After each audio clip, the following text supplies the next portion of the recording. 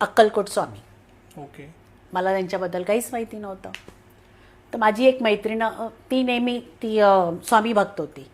ती दर गुरुवारी मठात जायची. तर मला बोलायची आज मी स्वामीच्या मठात गेली होती, आज मी ह्या मठात गेली. तर मला असं वाटलं मठ म्हणजे काय असतं. आपण देऊळ ऐकलंय, मंदिर ऐकलंय, हे मठ काय. तर मी तिला म्हटलं की हे मठ काय आहे. ती म्हणते तू कधी गेलीच नाही का. म्हटलं नाही मला नाही माहिती हे मठ काय आहे. पण चल तुला मी घेऊन जाते. आणि नेमकं गुरुवारच होतं त्या दिवशी. आम्ही गेलो पार्ल्याच्या मठमध्ये आम्ही गेलो. ओके. आणि आम्ही मठमध्ये गेलो तर म्हटलं अच्छा इसको मठ बोलते हैं क्या. तो मंदिर ही आहे. बोलते नाही स्वामींचं मठ असतं. म्हटलं अच्छा ठीक आहे असेल.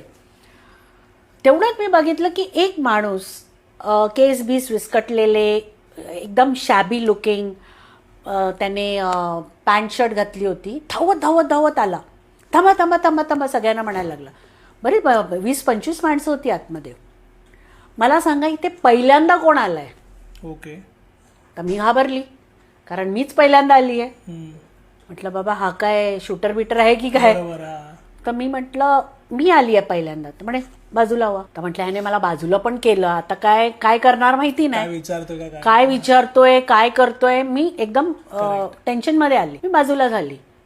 आणि जेव्हा सगळ्यांचं झालं पाया वगैरे पडून तर त्यांनी मला सांगितलं चला आता तुम्ही पुढे या. हे काय करताय. तर मी त्यांना विचारलं की हे तुम्ही असं का करताय, काय झालं. तर म्हणे मी तिकडे मुंडेरवर बसलेलो.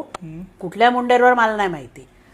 मला स्वामीने सांगितलंय पटकन जा तिथे माझा एक भक्त आला आहे त्याचं वेलकम कर. तो पहिल्यांदा आला आहे आणि त्याचं वेलकम कर. म्हणून मी विचारलं की ते पहिल्यांदा कोण आहे. मी तिथेच माझ्या डोळ्यातून अश्रू बाहेर पडायला लागले आणि मी म्हटलं स्वामी हे काय आहे.